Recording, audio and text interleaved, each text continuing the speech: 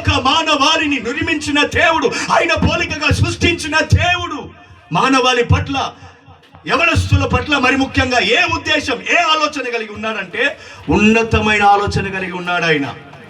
దేవుడు ఏ పరిస్థితిలోనైనా సరే, అది ఏ సంవత్సరంలోనైనా, ఏ మాసంలోనైనా సరే, ఆయన యందు నమ్మకం ఉంచిన పిల్లలకు, వారి పిల్లలకు మేలు చేయాలనే ఆలోచన కలిగిన వాడు. కొట్టు చెప్పండి గట్టిగా, హల్లెలూయా. ఇప్పుడు పండు పాప ఎలా మాట్లాడాలి, ఎలా ఆలోచించాలి? ఆమె ఆరోగ్యమును గురించి, ఆమె ఆరోగ్యంగా ఉండాలి, ఇంటి వారు ఆరోగ్యంగా ఉండాలి. ఒకప్పుడు జరిగిన ఒక సంఘటన చెప్పి మరొక మాట చెప్పి ముగిస్తే ఒక 5 నిమిషాల్లో ముగించుకుందాం. అవుతా నేను ముగించాలంటే మీరు మాట్లాడాలి నాతో, హల్లెలూయా. లేకపోతే నేను ఇంకో 10-15 నిమిషాలు పెంచేస్తాను. దేవునికి స్తోత్రం. నేను పుట్టి పెరిగింది సికింద్రాబాద్ ఆ పరిసర ప్రాంతంలో, నేరన్మేడ్ దగ్గరలో పుట్టాను నేను. నా కన్న తల్లి తండ్రి ఎంఎం రాజేందర్, రూప్ కుమారి. వాళ్ళు ప్రభుని నమ్ముకొని ఇంచుమించు ఒక 30-40 సంవత్సరాలు అవుతుంది అనుకుంటా. ఇప్పటికీ ప్రభును నమ్మక మునుపు, యేసు ప్రభు దగ్గరికి వెళ్ళక మునుపు ఇంచుమించు అప్పుడు నాకు వయసు 17 సంవత్సరాలు. చెప్పండి ఎన్ని సంవత్సరాలు? చెప్పానుగా ముందే మాట్లాడాలని. ఎన్ని సంవత్సరాలు? అప్పుడు యవనస్తున్నాయి కదా, నేను ఏమైనా ముసలున్నా? యవనస్తున్నాయిగా 17 సంవత్సరంలో. అప్పుడు నేను మా స్నేహితులతో కలిసి, మా స్నేహితులు వారు అసలు నా గురించి ఏం ఆలోచిస్తున్నారో, అసలు నేను ఎలా వాళ్ళ ముందు నేను జీవించాలో తెలియక వారి ఆలోచనను బట్టి నాకు తాగుడు అలవాటు, సిగరెట్లు, గుట్కట్లు అన్నీ అలవాటు చేసేసాను. వాళ్ళతో నేను తాగి తిరుగుతున్నప్పుడు, ఇంటికి వస్తున్నప్పుడు ఒక చోటికి రాగానే నా చేతులు నేనే కోసుకోమని, గాయపరచుకోమని ఆలోచన వచ్చేది నాకు. ఏమని ఆలోచన వచ్చేది? తమ్ముళ్ళు వినండి, ఏమని ఆలోచన వచ్చేది? నా చేతులు నేనే కత్తితో కోసుకోమని ఆలోచన వచ్చింది. అప్పుడు నేనేం చేసేవాడిని, ఈ ఆలోచన ఏదో మంచిగా ఉందని చెప్పి ఒక స్థలంలో పోయి అశోక బ్లేడ్ కొత్తది షాప్లో తీసుకొని చేతులంతా కోసుకునేవాడిని. ఇక్కడంతా చేతులంతా కోసుకునేవాడిని.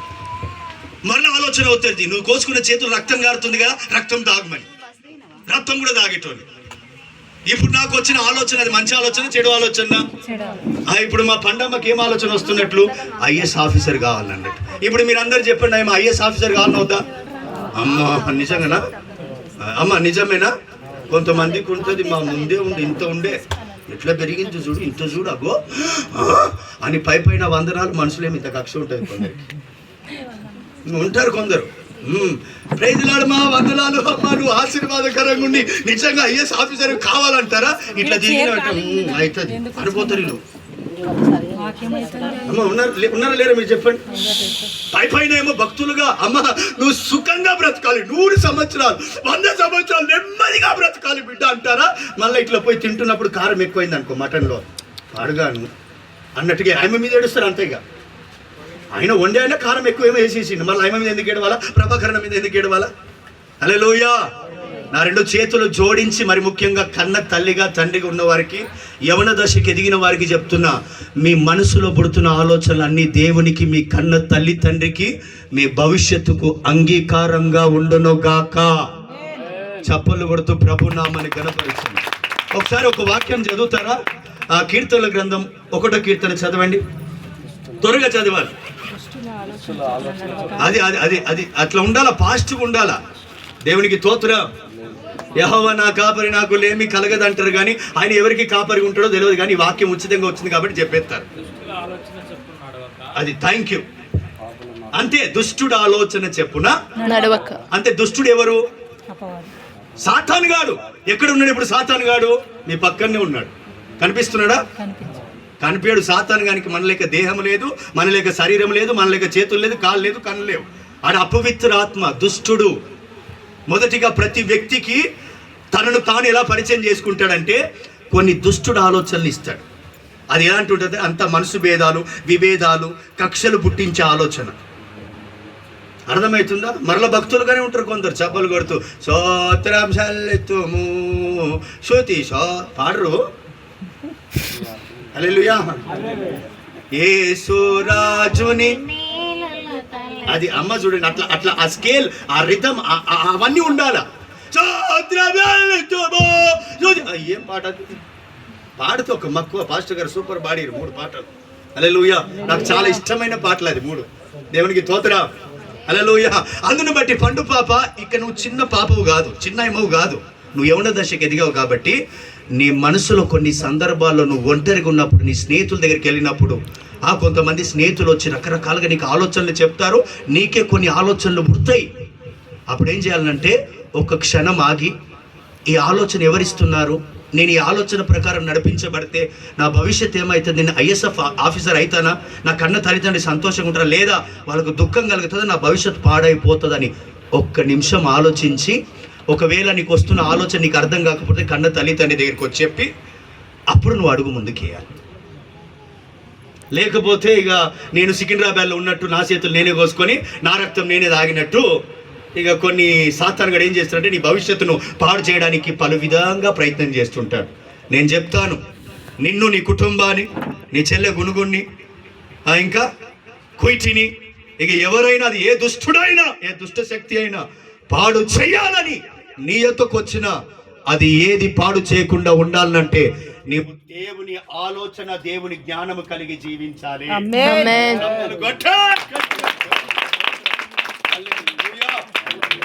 దుష్టుడు ఏమని ఆలోచనిస్తాడంటే ఎదుటి వ్యక్తిని పాడు చేయమని ఆలోచనిస్తాడు, సమాధానాన్ని పాడు చేస్తాడు, ఐక్యతను పాడు చేస్తాడు సాతానుగా. అందుకే కీర్తనలో ఉంది, ఏమనుంది, ఆత్మ కలిగించు. ఇప్పుడు ఇంగ్లీష్లో ఏమని ఉంది తెలుసా, కొరింథీయులకు రాసిన మొదటి పత్రిక 13:11 ఏమని ఉంది తెలుసా, అండర్స్టాండింగ్.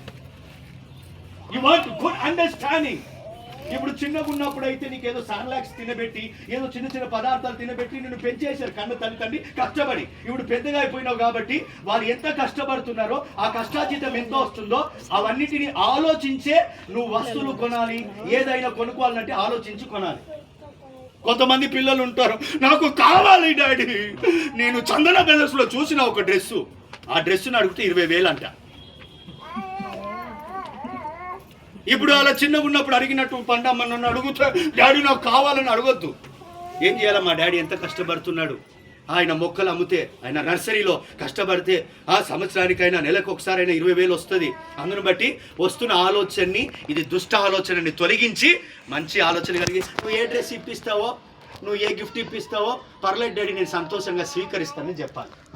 అప్పుడు పరలోకమందున్న తండ్రి నీకు కావలసిన ప్రతి అవసరత, మన అందరికీ, మన పిల్లలకు కావలసిన ప్రతి అవసరత సమృద్ధిగా దయచేస్తాడు. చివరి మాట చెప్పి ముగిస్తా. చదవండి ఒకసారి. మీరు మౌనంగా ఉంటే నేను మిమ్మల్ని మౌనం ఉండని ఇయ్యను. నేను అందరు చదవండి కలిసి. కొరింథీయులకు రాసిన మొదటి పత్రిక 13:11 బయట ఉన్న వాళ్ళకి వినిపిస్తుందా, నాన్నలకు నా మాట, నా తెలుగు భాష అర్థమవుతుందా మీకు? సంతోషం నైనా, సంతోషం. ప్రభు మిమ్మల్ని ఆశీర్వదించును గాక. త్వరగా. నేను పిల్లవాడనై ఉన్నప్పుడు పిల్లవాని వలె మాట్లాడి తిని, మొదటిగా పిల్లవాని వలె మాట్లాడి తిని, పిల్లవాని వలె తలంచి తిని, పిల్లవాని వలె తలంచి తిని, పిల్లవాని వలె యోచించి తిని, తలంచి తిని, యోచించి తిని. డిఫరెంట్ కదా, తలంచి తిని, యోచించి తిని ఒకటే మాట కదా. తలంచి తిని, యోచించి తిని. తలంపులు కొన్ని బయట నుండి బాగా వినండి, యవనస్తులు బాగా వినండి, బాగుపడతారు. ఎవరైనా సరే, వయసులో ఎదిగిన వారైనా సరే, మీకు కన్న పిల్లలు యవన దశకు ఎదిగిన వారు ఉన్నా ఈ ఆలోచన పోయి వారికి చెప్పండి. యోచించి తిని, ఆలోచించి తిని. ఆలోచనలు కొన్ని బయట నుండి వస్తాయా లేదా? చెడ్రకు వస్తాయా లేదా? ఇంతవరకు ఫోన్ రాలేదని వచ్చిందేమన్నా? రాకూడదు, యేసు రక్తమే చేయం. హల్లెలూయా. కొన్ని ఆలోచనలు బయట నుండి వస్తాయి. ఇప్పుడు చెప్పాడుగా, దుష్టుడు రకరకాలుగా ఆలోచనలు ఇస్తుంటారు. కొంతమంది ఏం చేస్తుంటారు, వాళ్ళకి వాళ్ళు యోచిస్తుంటారు.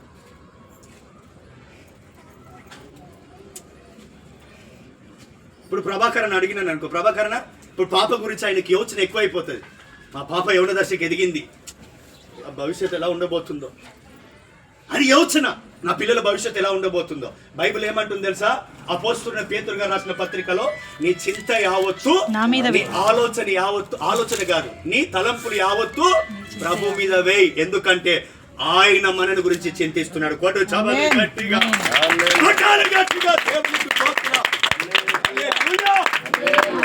కొంతమంది చింతిస్తూనే ఉంటారు, అయ్యో నేనేమైపోతుంది, పోయిన సంవత్సరంలో కరోనా వచ్చింది, మళ్ళీ పాప్కార్న్ వస్తుంది ఏమని చింతిస్తుంటారు. కరోనా రాని, పాప్కార్న్ వల్ల తన్ని రాని, ఎవరైనా రాని, మనకేమైతుంది?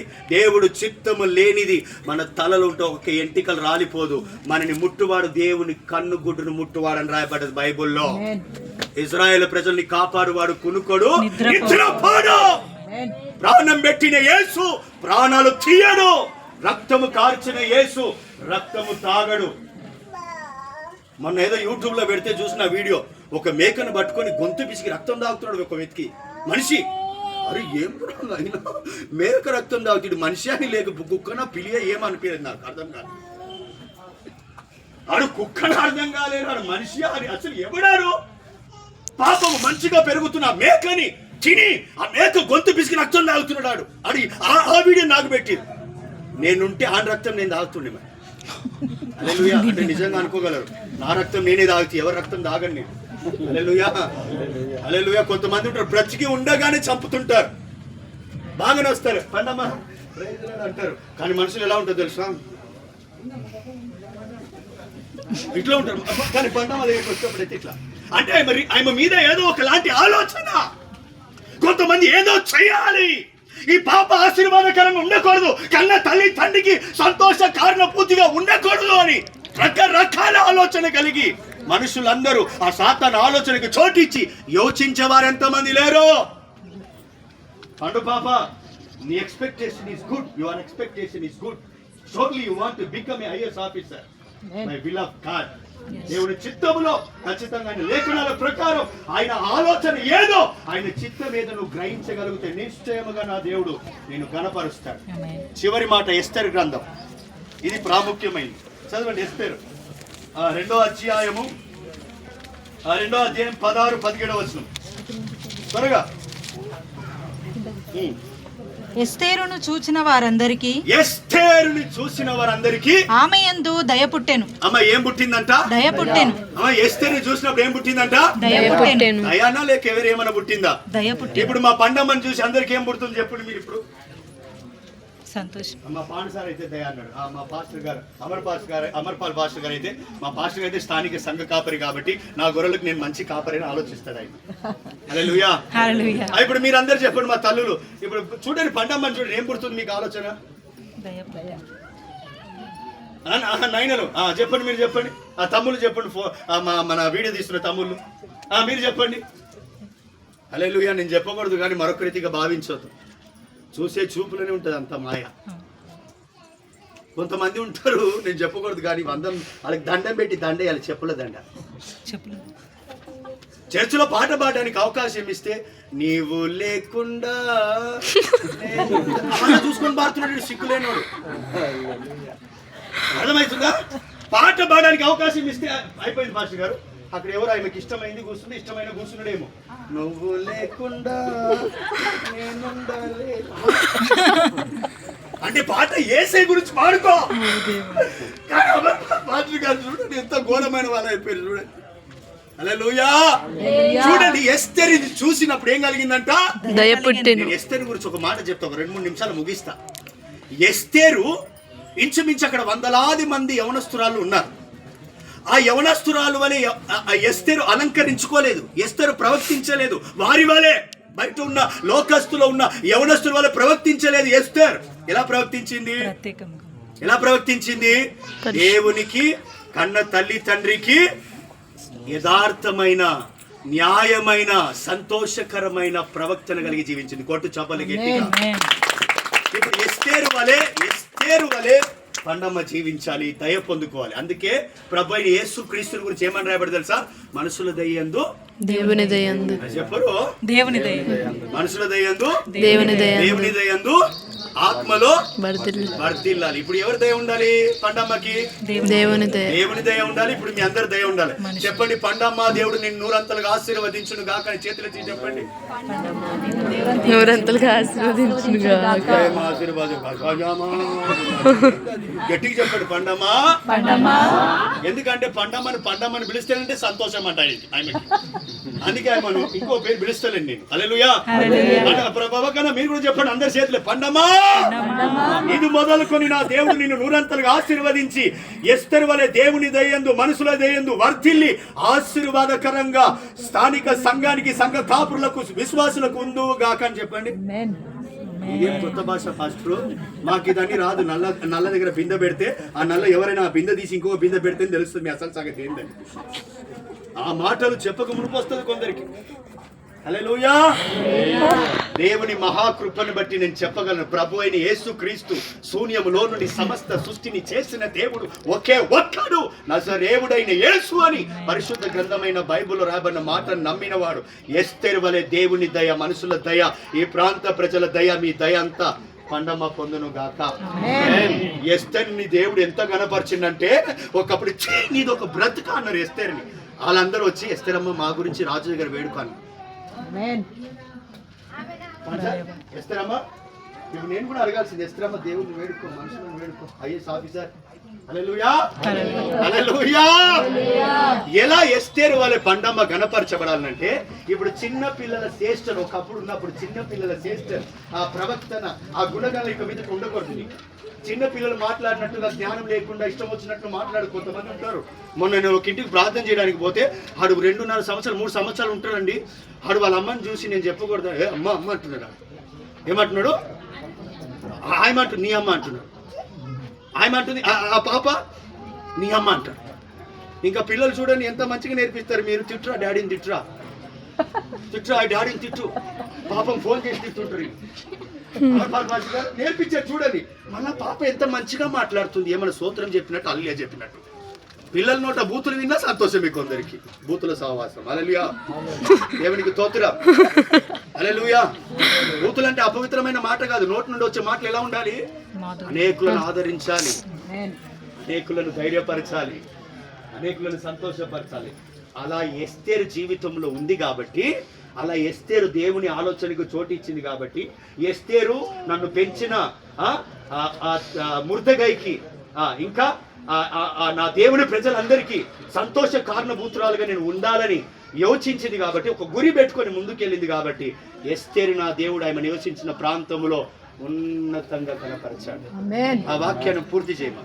ఆ వాక్యాన్ని ఎస్తేరు గ్రంథం 2వ అధ్యాయము 16వ వచనం. ఎస్తేరును చూచిన వారందరికీ ఆమె యందు దయ పుట్టెను. ఈ ప్రకారం ఎస్తేరు రాజైన అహష్వేరోషు ఏలుబడి యందు 7వ సంవత్సరమున టెబేతు అను 10వ నెలలో రాజనగరులోనికి అతని యొద్దకు పోగా, హల్లెలూయా.